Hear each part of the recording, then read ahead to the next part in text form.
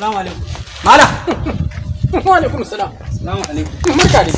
Na'am, ni ne mai gadin makarantar nan.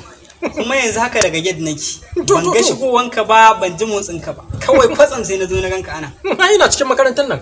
Yau kwana na 6. Garin Bauchi. Kai, Kana nufin kai ba dan Bauchi bane? ni ba dan Bauchi bane. Amma na zo garin Bauchi ne kawai saboda yanzu in ga Yakubu Dogara tare da kanin shi Husaini. Shi yasa na zo garin Bauchi. In zo musu godiya da ban girma ta yadda suke kokari. Ai garin faduwanka ta zo daidai da zama dan yanzu haka a yankin shi kake. Mu das ta fawa balewa da Ogoro mu yake wakilta a yanzu hakan nan. Saboda Allah, Wallahi.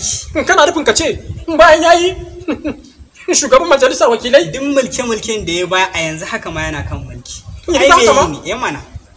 kai hakika kun yi dacen shugaba na gari. Sosai. To kaga da za a samu kamar irin Yakubu Dogara mutum 5 A a Najeriya, Najeriya masu gaskiya da amana da alkawari da kuma taimaka ma na kasa da su. Da hakan mutacin ruwa mala. Tabbas.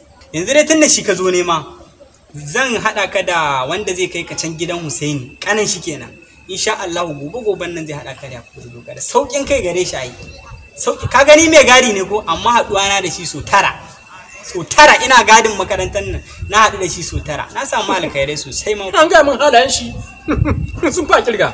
Yance yana da alkawari, tabbas amana, haka gaskiya, Ba ƙarya. tausayin talaka, Duka. ga shi bai so a Tabbas. matsa mana kasa, Babu. ko ya hani. babu Kana ji fa yanzu wannan cutar da ta shigo coronavirus ta corona na ta ce garin Bauchi ku an raba ma kowane yanki abinci ni ma na saboda an tsare samu kowa a ni gida.